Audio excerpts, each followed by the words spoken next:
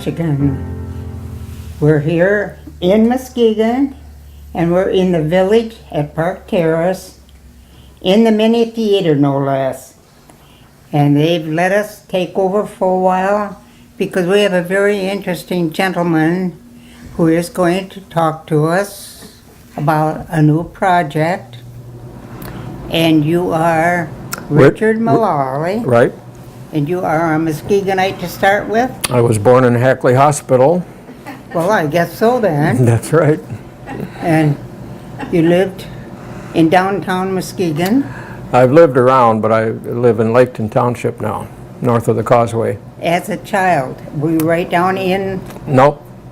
My mother took me home after a few days, and we lived in out in the country. That was even better. Yes. And you went to the Muskegon schools?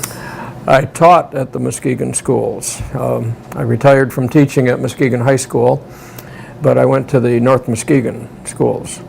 We were across the lake. All good. And what got you started on your project? Because it's just going by the name, the project. It's called the Muskegon County World War II Veteran Project, and it's my own invention. Back in '09, I started to realize that the veterans of World War II were passing away rather rapidly. Most of them were gone already. And I knew from the past that nobody did anything to remember the Civil War veterans of Muskegon County or the World War I veterans. We just let them pass away and be forgotten. So I thought, here's an opportunity, while so many of them are still living and their widows are living too, and their children are all living, here's a chance to make sure that they are not forgotten. Because let's face the truth, they saved the world. We were in conflict with the two greatest military powers in the history of the world. They were far stronger than us, but we caught up with them, and we were able to win World War II, and now we have a free country, and much of the world is free because of that. Just try to imagine what would have happened if the dark forces had won World War II. What kind of a world would we have? So I'm trying to say thank you to all of these wonderful men and women, some of whom are sitting here in the room today. You saved the world for us and for your grandchildren. And I'm thanking them by making sure that there is a picture of each one of them in the Muskegon museums, all three museums. Not only a picture, but some information about them too. All right, so what can we do to help? Well, there isn't anybody who is going to take over and be my secretary, anything like that. I'm the Lone Ranger. I'm doing it all by myself. But what people can help is they can tell me about veterans they know or knew. Because even though the veterans are passing away, the pictures are still around. And some of these pictures are wonderful. They're color portraits. I shouldn't say color because they're really black and white, but they had an artist at all these studios to paint the pictures, make rosy cheeks and blue eyes and all of that, because the color film was strictly limited to military use only. In all the thousands of pictures I've found, I've only found 2 actual color photographs, and they were both taken by an officer over in Europe of a Muskegon person. So these pictures that look like color, they're artificially made, but they're just wonderful.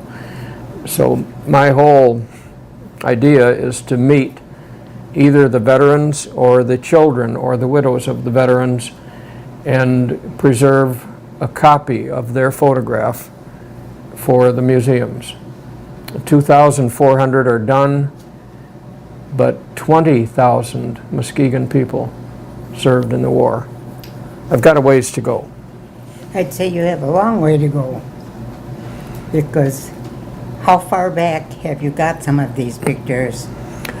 The people who are in these pictures were in the military between Pearl Harbor Day, a day that all of you remember happening, and the very last day of 1946. That's the official government designation of a World War II veteran.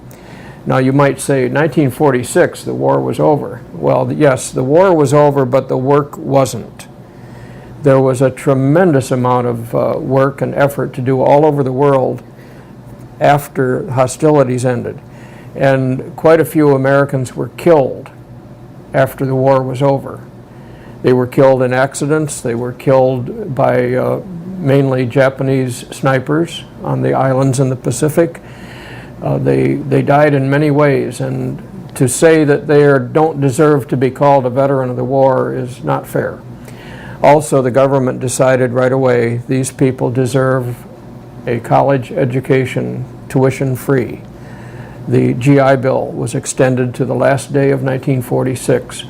So that's what I'm using for this project. If somebody joined the military the first day of 47, I would say thank you for your service, but you're not part of this program.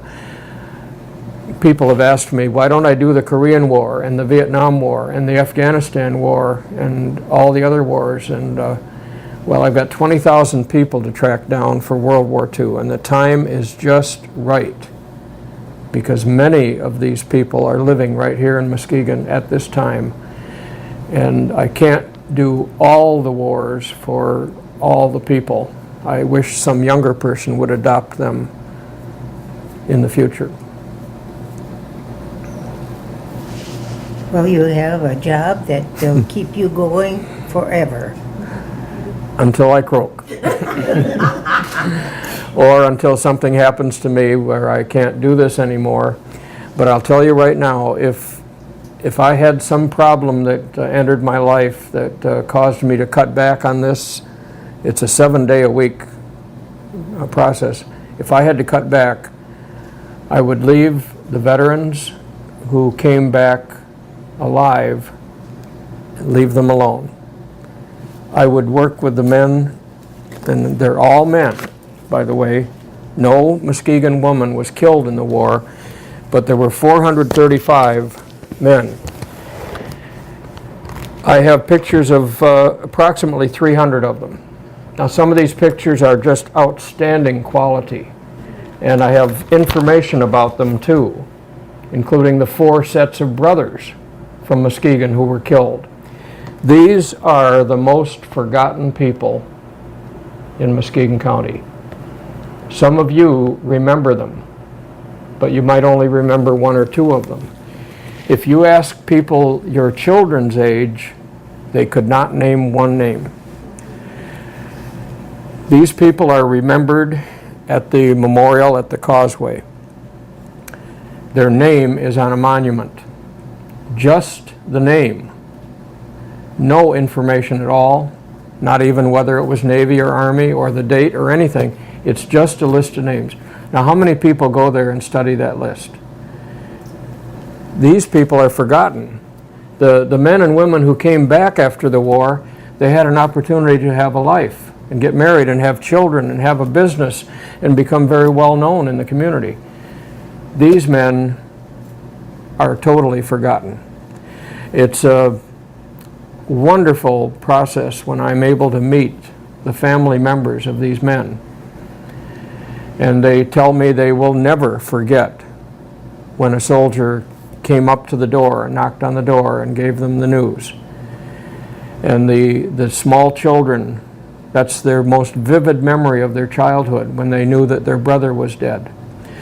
So what I'm trying to do for them is make sure that they are remembered not just with a name chiseled into stone, but an actual picture with the information.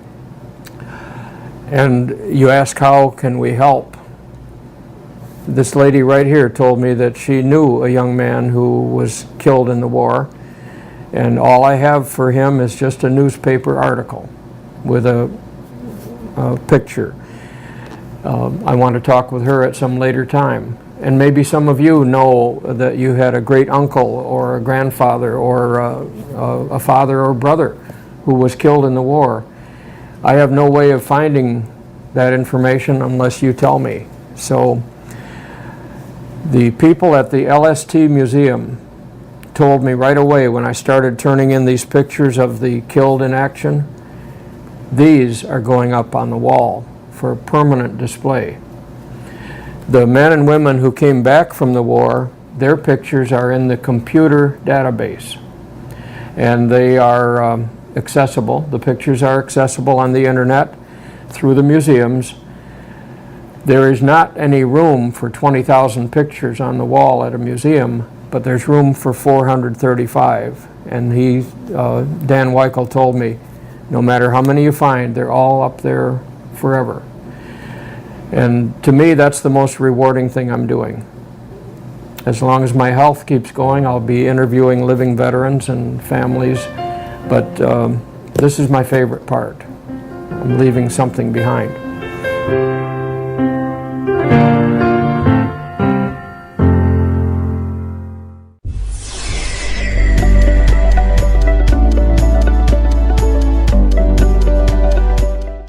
When you have dental problems, you need to turn to a dentist who listens and responds, an experienced doctor who knows the field and can effectively diagnose and treat your needs, who can counsel you on the best ways to maintain and improve your health. From repeat cleanings and fillings, to braces and dental implants, to teeth whitening, veneers, cosmetic, and kids dentistry. At Today's Family Dental, our priority is to deliver quality care to informed patients. We are Today's Family Dental.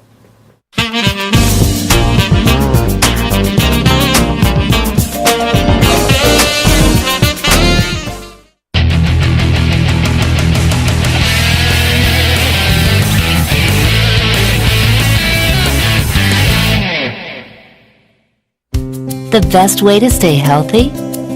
Exercise your voice. At the new Mercy Health, we believe that carefully listening to you and encouraging you to take an active role in your own health care is an important part of keeping you healthy. So you'll find our extensive network of physicians not only use the latest technology, they focus on what you have to say. Your voice, our expertise. Mercy Health. Looking for that big payout?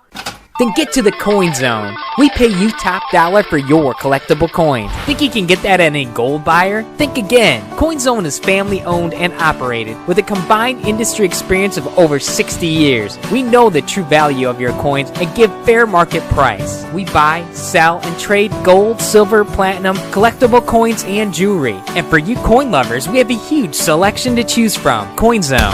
When in doubt, check us out. The Village at Park Terrace Senior Living Community, offering beautiful yet affordable 1 and 2 bedroom apartment homes as well as 2-bedroom cottages. Rent includes a wide variety of exceptional services, from daily meals shared in the dining room or delivered to your door, to scheduled activities and social events, to 24-hour emergency on-call service. Their expert, caring staff is there to assist you with all of your retirement needs. The Village at Park Terrace Senior Living Community, where you can enjoy the luxuries and comfort of your own home without the work and worry.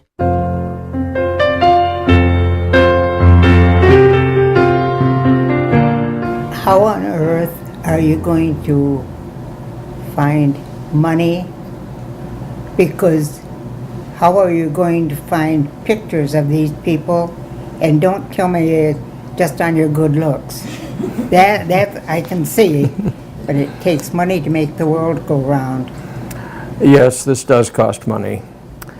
I will say that when I'm going to print up a batch of pictures, maybe 50 to 100 pictures, I wait until the Walgreens coupon says $100, 100 pictures for 10 cents a piece instead of 32 cents a piece. So I save money there. Yes, it costs money to buy gasoline to drive to visit these people all over the county. And I've sometimes left the county to talk with people from other places who moved away. But the money is nothing compared to what these men and women did. They paid the price. Some of them paid it 70 years ago. And these men who never came home, they paid the ultimate price. I would be so ashamed to take a nickel from any veteran or veteran's family. People have tried to donate. One man who still has shrapnel all through his body said, "Here," and he gave me a check for $200 made out to me. And I said, "Wait a minute. After what you told me, you've paid for this already." So he took the check back. I will never take any money for this. I don't smoke, drink, gamble, chase women. I don't need money. I don't have a yacht to finance. There are so many things that provide me with money for this. Money is not an issue at all. Evident. How about time? Oh, time. Somebody said you should only do this 2 or 3 days a week, and I thought, oh, I can't. 24 hours a day, 7 days a week. It's all the time. That's why no one is helping me, because everybody has so much going on in their life, couldn't possibly do something like this. I know it's a strange, even crazy thing, but it's, at least if it's crazy, something good is coming out of it. And most of the people in this room have grandchildren and great-grandchildren. I don't have any. I've got 2 boys who are 37 and 40, and they don't seem to be wanting to produce any children, but that's okay. If I had a bunch of grandkids hanging around, do you think I could do this? No. You'd be busy. This is my hobby. Everybody has a hobby, and some people spend huge amounts of money on their hobby. I don't spend that much. I just spend a lot of time. Well, as a hobby is good for you, and we won't argue that. But how do you go about finding these pictures? The card that I give out explains the entire story of what I'm doing. When I meet somebody at a restaurant, and usually it's an older man, I will go right up and say, "Excuse me, are you a veteran of World War II?" They almost always say yes, because back then, if you could see and you could walk and hear, you were in. So the men in their mid-80s up to about 100 years old right now are almost all World War II veterans. So I give them my card that explains everything, and they read it, and very often they'll agree that I could come over and make a visit. And these visits are wonderful. I have personally interviewed almost 800 living World War II veterans, some of whom are in this room. And they are in all different sorts of situations. I've interviewed them in hospice situations. I've had to use my teacher voice to speak up so you can hear me, because hard of hearing is a very common thing. I've interviewed blind veterans and widows, and I'm able to accept everything, because the most important thing is these people served their country, and this is a way of saying thank you. So they almost all have pictures. Sometimes the picture is a little snapshot, and I can scan that and enlarge it and enhance it. Very often the pictures are excellent portraits, and instead of having it put away in a box and no one will ever see it again, now it's in the museum. I hope the people listening to this on their TV sets are thinking about their own veterans right now, most of whom are deceased, but they are your fathers, your uncles, your cousins. If there is a picture of that person, and that person did live somewhere in Muskegon County at some time, call me. That's how you can help me. Keep me busy. I'm having the time of my life, and I'd like to work even harder on it. That's the nicest thing I've heard in a long time. As a hobby, you like people. And this is a good way of bringing them out into the open because they've been covered up for a long time. I have interviewed men on their last day. A man died the very next morning after I met him, and others have died soon after. And I'm so glad that I didn't miss having the experience and also having that person have the experience of talking about it, because sometimes these mostly men say, my children have never asked me. So I'm hearing information that they don't know. I think sometimes children are afraid to ask questions.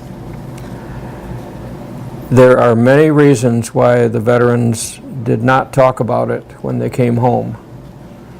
One major reason is they were having little children in their house. And you don't want to tell the children something terrible, especially if it was concerned with their father, because the child will put that into his dreams and nightmares and wonder if somebody's going to kill his daddy. These men and women, can you imagine what the nurses saw? They didn't tell that to their children because they wanted the children, my generation, to grow up and have a normal childhood and a happy childhood and not have to worry. So as the years went by, it was just expected that Dad isn't going to talk about what he did over in the Pacific. That's something that is left behind. But many of these people in their later years, in their mid-80s up to 100, are able to talk to me because I am not their child, and I've heard it all. The stories I've heard, I could write a book, but I don't have time to do it. I'll tell you one story. This private was called in to the base commander, commanding officer, and he was just an ordinary private, and he wondered why, out of the thousands of people here, am I being called in? So he reported and saluted, and the colonel said, son, when did you last write your mother? Well, he knew he was in trouble because he said, well, I haven't yet. Well, sit down here. Here's a pad and paper and an envelope. I want you to write a letter to your mother right now. Well, he certainly did. And it turns out that Mom had called the base. And he told me, this is an older man now, he said, I never made that mistake again. Mom got regular letters from then on. Those are the kind of stories I love to hear. I won't share the other stories that they never told their children about, but you can imagine it. That's why I've gained so much respect for these men and women. The stories the nurses told me are just unbelievable. They were trained and ordered never to cry. They would go home and cry in their privacy of their apartment, but you don't cry in front of the wounded man. And you don't let the man know that he's dying. You just sit there and hold his hand, and you hear him talk about his mother and his father, and you ask him questions. And they told me that they had experiences where the man would die right at that time.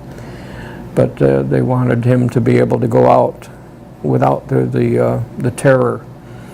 So nurses were trained in different ways. It wasn't just a physical thing. And the women are the hardest ones to find, for me. Looking for veterans. Have you ever seen a woman wearing a cap saying World War II veteran? They don't do it. You can spot the men easily, and I can go right up into them and talk to them. Do you think I'd ever go up to an older woman and say, excuse me, are you a World War II veteran? No, that would not be productive. The only way that I've found the several hundred women in this project is when somebody informs on them. when somebody tells me that this lady living at this facility was a wave, and you should call her up. Or my aunt was a wave. She's deceased now, but we've got her picture. That's the only way I find the women who served in very important ways. And some women were killed in the war because they were nurses. They were near the front lines. That's an interesting one. Where I could just see you go up and say, ask some old woman. You'd probably duck. No. I have in a few cases when I am talking to an elderly woman, I'll just say, was your husband in the war? And usually the answer is yes, but I've only done that a few times. That's why I've got so many men and not so many women. I've got to tell you about the man on KP. He was given the job of breaking open the thousands of eggs because the breakfast was going to be scrambled eggs. And he would individually break it open and put it in the big vat. And after quite a while, he noticed a very objectionable smell. And he looked in there and he said, "Sergeant," the cook called the cook over, "Sergeant, I think I've got a rotten one here." Sergeant never said a word, but he took this big stirrer and stirred it up like crazy. And then he said, "Oh, Private, where was that rotten egg?"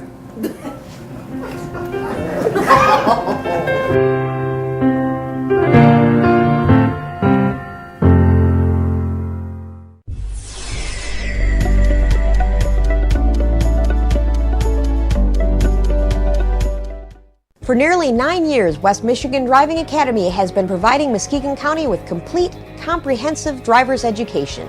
Students spend time both in the classroom and on the road in a state-approved driver's education vehicle with state-certified instructors. West Michigan Driving Academy is the only school in Muskegon that offers both day and evening classes throughout the summer. Accident-free with 150 years of combined experience, you will drive safe at West Michigan Driving Academy. Anyone who's had our chicken knows it's plump and juicy. What they may not know is that it's also 100% natural. All our chickens are certified, humanely raised, no antibiotics, on a high-quality diet of soy and grain. What's good for the animal is good for our guests. Why are they called tenders? They're called tenders because they come from the tenderloin to the breast, hand-trimmed just for colors. It's not a strip or a finger, it is the true tenderloin. They're cooked to order, just waiting to be dipped in one of our sauces. I'll put our chicken tenders up against anybody's. I agree, they're second to none. Tell me why this is such a great area to raise chickens. We've got all the fresh water from the foothills of the Blue Ridge Mountains, fresh, clean air. We're very lucky to have this, and it works perfect for growing our chickens. Not only the chicken tenders, but our crispy chicken, our grilled chicken. They are delicious. That's like my Granny Franklin used to make. That's outstanding, Craig. Welcome to Delicious. Healthy Focus, providing the West Michigan area with a variety of home health care services. From RNs and LPNs to home health aides, homemakers, and companions, they also offer a state-certified nurse aide training program. Healthy Focus, they promote independence. For more information, call 231-755-2223. Wanted. Cars, trucks, and vans. Sprague's Auto Parts offers top prices for your wrecked, junk, or unwanted vehicles. Cash on the spot. We pick up or you drop off. For more information, you can call us at 231-726-2988. Sprague's Auto Parts, 81 South Getty Street, Muskegon.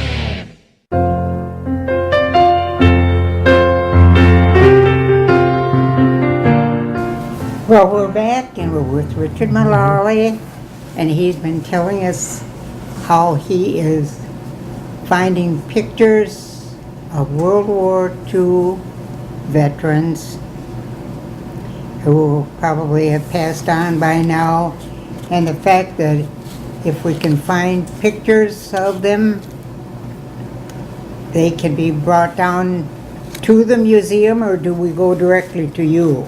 you should call me, but the museum can contact me also. Okay. Because I know that there is a museum with them on the LSD. Not that I've been there, couldn't walk that far yet. Think I can now though. Because this is a wonderful way to remember them. I will tell you that I get a lot of information from other sources besides the family, because sometimes the children know nothing, except I know he was in the Army. I don't know if he went overseas or not. They don't have the basic information.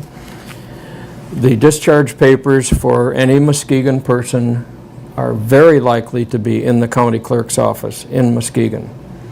And if you are a immediate family member, such as a son or a daughter, all you have to do is go to the county clerk, prove that your veteran is deceased, maybe an obituary, maybe a death certificate. They will give you the discharge papers free. Many people have done that, and that opens up a whole thing that they didn't know about. I've researched a lot on the internet. Do you know how much there is on each one of you on the internet? Lots of good information, and a lot of military information too, so I can sometimes tell the family, well, he was in the 716th Bombardment Squadron, and he served in Italy, and this is something they don't know because the information is out there. And speaking of the men who were killed, the 435 men, 120 of them never came home at all. They were at the bottom of the ocean. Their body was never found. Or in some cases, the family said, let's have him be buried with his buddies. There are many, there are probably about 30 American cemeteries around the world. And there are over 100,000 American men and some women buried overseas. And if they're not buried there, their name is on a memorial plaque.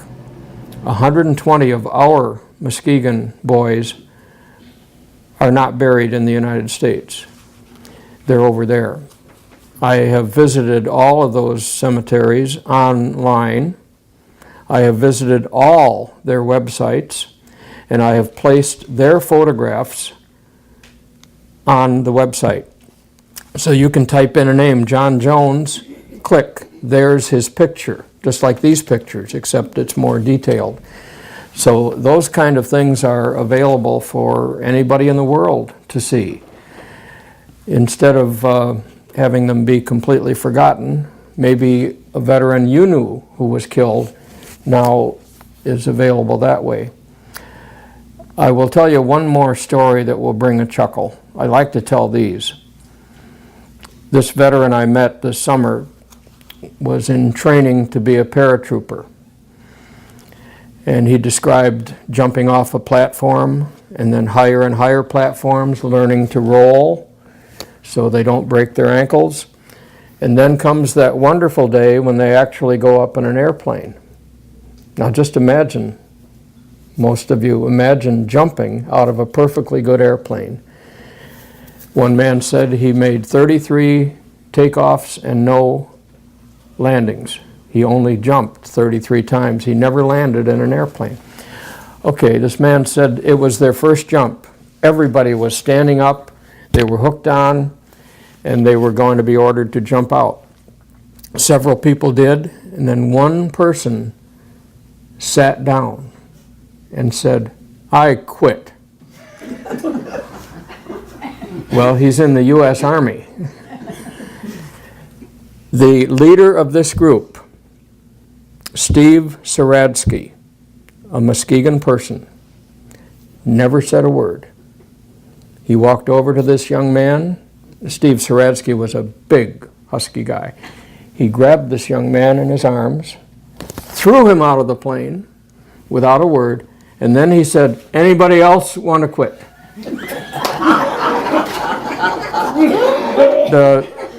The one thing you never do in the military is disobey an order. And I think any veteran here can understand that. Please call me. My information's on the card. I would like to be able to include more and more people. I will never get all 20,000. I'm not going to live to be 125 years old because that's how long it would take. But I want to get as many of our young men and women. I guess I shouldn't say young, should I, Paul? They're young in the pictures. This is the way they're remembered. And that's it. And you're going to keep it up. Keep it up until nature takes over and I have to do something else. I'm young enough that I can do this for a while, and I'm going to keep on. Well, you know, I'm giving you a great big thank you from all of us here and all of the rest of the people who also live here, because it isn't very often that we get someone with a background like you've got and has done what you've done. And I hope that you keep it up. People ask me, what are you getting out of this? I'm getting the most amazing experiences talking with people. Every person I've talked to went through the Great Depression, like my parents did, and they tell me about that. And the things I've learned are just amazing. That's what keeps me going. And I'm not about to stop.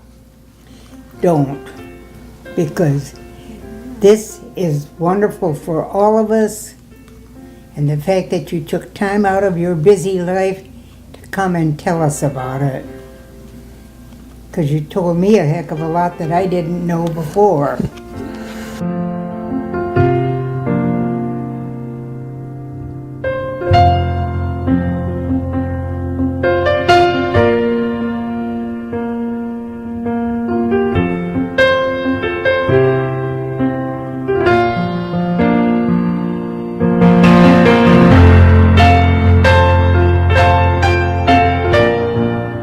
Hello, I'm Richard Mullally. I'm a retired Muskegon high school teacher. And I found the most interesting hobby that I've ever heard of, and that is to try to catalog and help every World War II veteran from this county be preserved in the museums. Now that would mean that a photograph or copy of a photograph of the veteran is donated to the museum with the correct identification information at the bottom.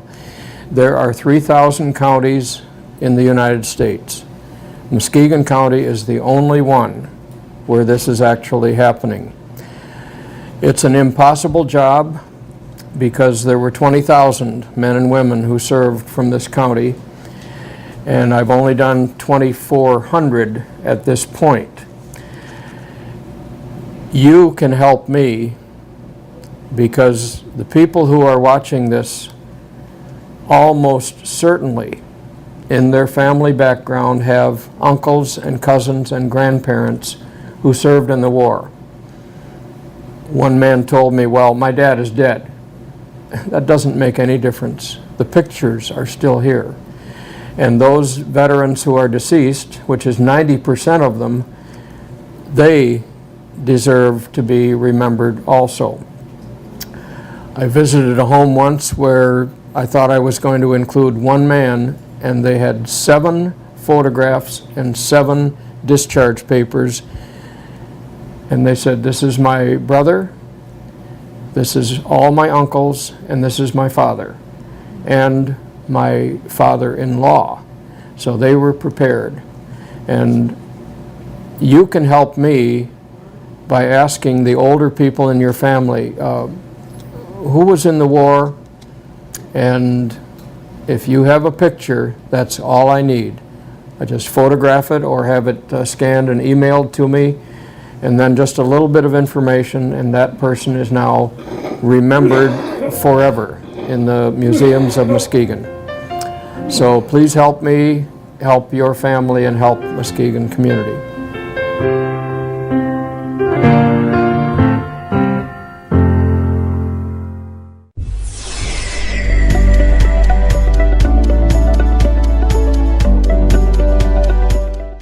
Whether you play recreational, travel, or high school soccer, Just for Kicks carries all the equipment and apparel you need. Soccer apparel such as cleats, shin guards, and headgear. Coaches equipment like cones, whistles, and training vests.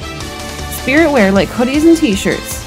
A customer service-driven company, they work hard to ensure teams have everything needed for that first game so that the first-time soccer parents and players get started on the right foot. Just for Kicks offers embroidery and screen printing for clubs, schools, and businesses. People sometimes come to us and say, "You have no idea what this feels like." That's true, we can't possibly know exactly, but we do know how to help. It's kind of like unconditional understanding, the way we'd all like to be treated. It can make all the difference in the world, and that's our promise to you. Integrity, sympathy, efficiency. Sidesema Funeral Homes, Sidesema, Walburn, and Lee Chapels. Professional personal service from your hometown friends.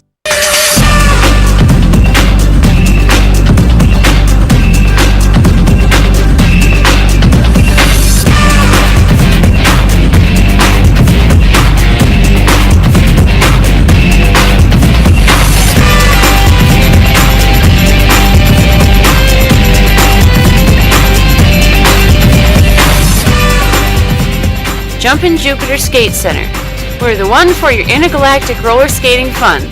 The Health Hut, located at 3112 Henry Street in Norton Shores, offers a full line of natural and organic groceries, including fresh produce and free-range, hormone-free meats, eggs, cheese, and dairy provided by local farms. Taking pride in carrying products which contain no preservatives, additives, or unhealthy fats, their wide selection of allergen-free foods can accommodate most specialty diets. From frozen desserts and entrees to pastas, baking mixes and cereals, to soups and salad dressings, to chips, candy, and other snacks. The Health Hut. We have your good health in mind.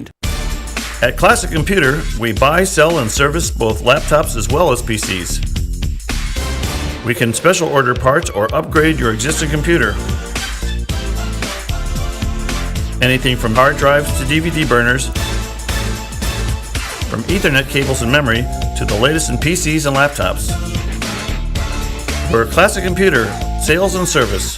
For more information, call 231-773-5957.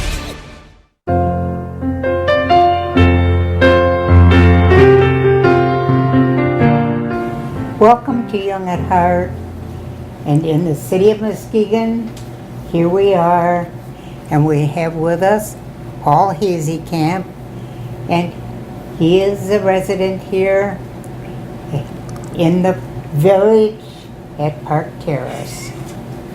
And you are a veteran. That's right. I don't know if it's of domestic wars or other wars, or both. Yeah, I guess it's both, yeah. I guess it's both. Where you want me to start?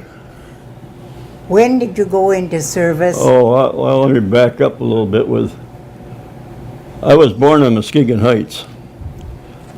And I was actually baptized in Covenant Reformed Church with the Bokens. They know very, very good.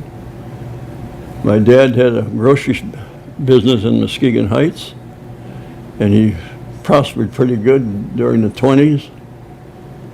And he built a new house on 6th Street, which is still there. He built a new store building on 6th Street with a big apartment above that store building. It was right next to, it's a Grace Loftus School now, but back then, I went a couple of years there. It was South Park School. I don't know if any of the people here remember that or not. But like Dick Mullally mentioned, a lot of people went through the Depression. And I did, my folks did. And my dad lost all that. He lost his house, and he lost his store business, or somehow he lost it. But anyway, he traded it for a farm out in Allendale, Michigan. People are all know where Allendale is, Grand Valley College. And anyway, I was actually raised in Allendale. And my mother always said that she was the best place I could have raised my boy was out there on that farm. I went to a grade school, a little one room grade school. And I can remember too that of Pearl Harbor, I was still in the 8th grade when the Japs attacked at Pearl Harbor. And I started high school in 1939, Coopersville High School, by the way. And of course, when I reached 18, I was 18 in January of 1943. And as soon as I was 18, I don't think it was more than, I don't think it was a month later, I received my draft notice. And I tried to join the Air Force. And I was going through the eye exam and so forth, and they got big books of pictures, so and it's like all nice dots, colored dots, you know, and they got numbers and pictures, images, and so forth. Well, I did pretty good going through that one big book, and I got into that second one, and then the dots and the pictures they all started to come together. And they said, "Sir, you can't get in the Air Force." So then I waited until I really got my draft notice, and that was very soon after that 18th birthday, but they let me graduate. I graduated in June of 1943, and which I was 18, of course. But then I had just about 30 days before I got the notice to report to the draft bureau, or draft board. And of course, I didn't leave from Muskegon. I left actually from Grand Haven, Ottawa County. And I went to Detroit, had my exam, I passed that exam. And then 1st of August, my basic training was in Fort Custer, Battle Creek or Fort Custer, Michigan. And I spent 12 weeks in basic training. Actually, it was military police training. And out of that company of 200 men, I had one other fellow. He happened to be in my squad too. We passed our equivalency test, or whatever aptitude test, whatever they call them, and they said, "You two fellows are going to a mechanical or an automotive mechanic school, Atlanta, Georgia." So that I did go there, and I spent 3 months down there. And it was a very good school. I mean, we went to school 8 and 9 hours a day, and we'd have about 4 or 5 hours of classroom work, and then we would actually get out in the field and work on whatever we've covered in that classroom. We would work on that same thing, and all the work covered all the way from. These are all gasoline. I was trained in gasoline engines, so this is all starting with Jeeps, all the way up to about 10-ton trucks.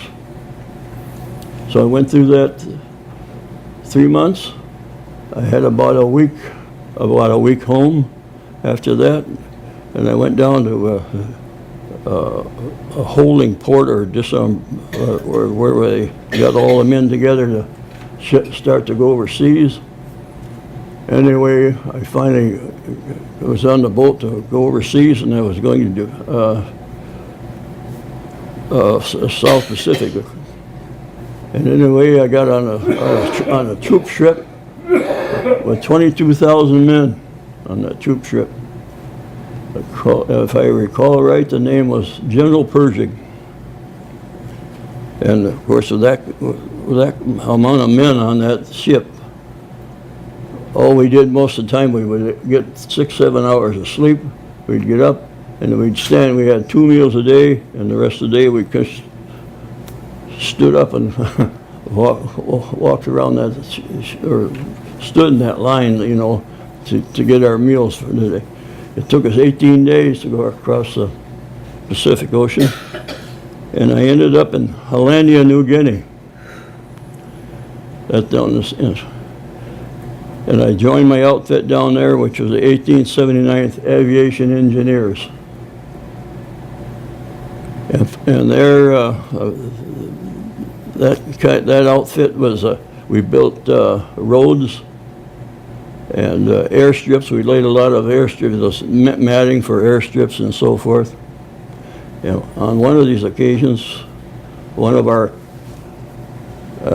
dozer operators was operating a dozer there, and he was shot by a sniper. I remember that was probably the only man that was ever, that I can recall, that was ever killed by enemy fire. But then we were in, stayed in Hollandia until about, if I remember, I just don't recall, it was quite late in the year. I think it was, but anyhow, we were moving up. They told us we were going to be in the Philippine Islands. And as you people, we've got one of our best museums down here of anything is LST that we have here in town. We were all boarded on the LST. It used to take 4 of those LSTs to haul one company and all our equipment. And there was 4 of them because there was 4 companies in a battalion. And we set off for the Philippines. But anyhow, to finish the story about being on there, we heard the air raid sounded. And we were in a convoy, the 4 LSTs that were hauling our battalion, and there were other ships in that convoy also, and we had destroyers all the way around us. But then this air raid sounded, and those destroyers laid a smoke screen all the way around that convoy, but the wind was just right, and the smoke screen, it just left a big circle. I can see, remember that, yeah? And left us right out there in the open. We were just like a sitting duck out there, you know. And one of these, there was 2, all there was 2 Japanese, they called them Betty bombers, what I remember now. And they zeroed in on us. And I'm very fortunate to be here today because they dropped one bomb and it landed on the bow of that ship. And the sailor that was on the 50 caliber machine gun, the only armament those LSTs had were 50 caliber machine guns. Anyway, the shrapnel from that bomb killed that sailor on that machine gun. Now, if that bomb would have landed us, say, in midships, well, we'd have all been gone, you know. But it was quite an experience, and every time I look at that LSC or go by there, I sure can remember that. We were then later on, when the war was starting to come to the end. I mean, the European theater was being phased out over there. We started to receive equipment from over there, and we were all getting ready to go to Japan. And we were all loaded. Our company was, a battalion, I should say, was all ready to go to Japan when they dropped the bomb. And otherwise, again, I don't know if I'd be here today either. So that's kind of the story of my military life, which was almost just about lacked a few days of being 3 years. Yeah. And when I came home, and then I was discharged in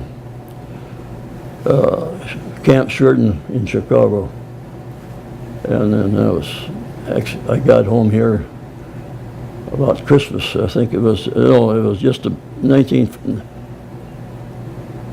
just a few days after Christmas of 1945. So I think that's about it, Mary.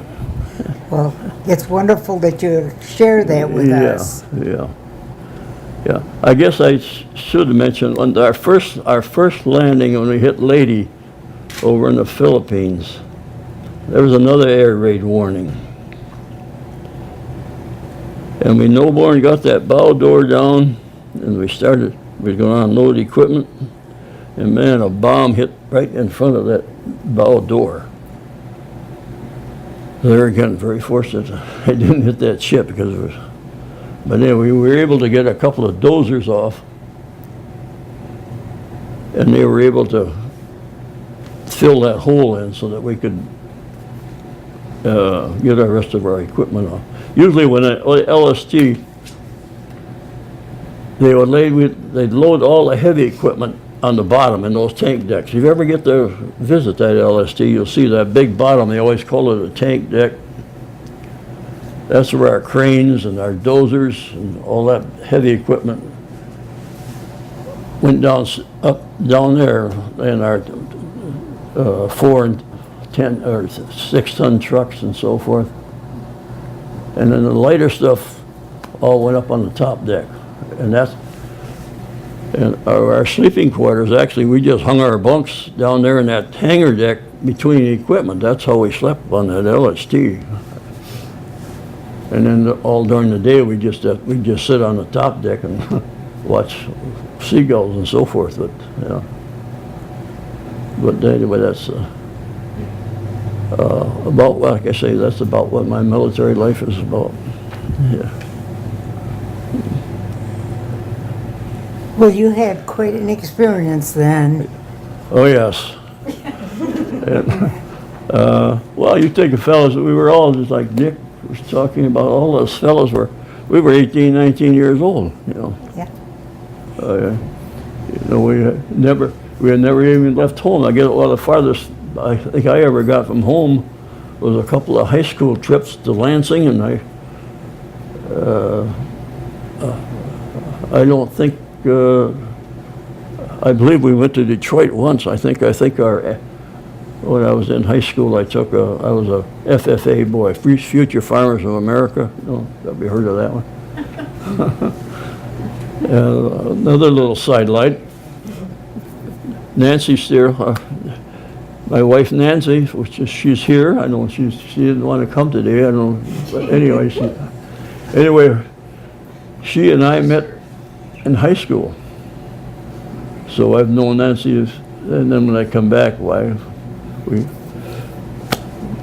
hit it off again, I guess, and we were married in 1947. So, that's a little bit of that too. And you're still together. Yes, we are. We Which celebrated is wonderful. 66 years last August. Can't argue that. Yeah. Well, thanks, Paul, for sharing with us. Okay. And I'm glad you came back from the Southwest. Well, so am I. Yeah. I tell you, the life here at Park Terrace is something that's. Nancy and I have been here 2 years, and we've enjoyed every minute we've been here. And you got a nice place to live here. Yes, we do. Yeah. So from Young at Heart, we'll come back and see you again.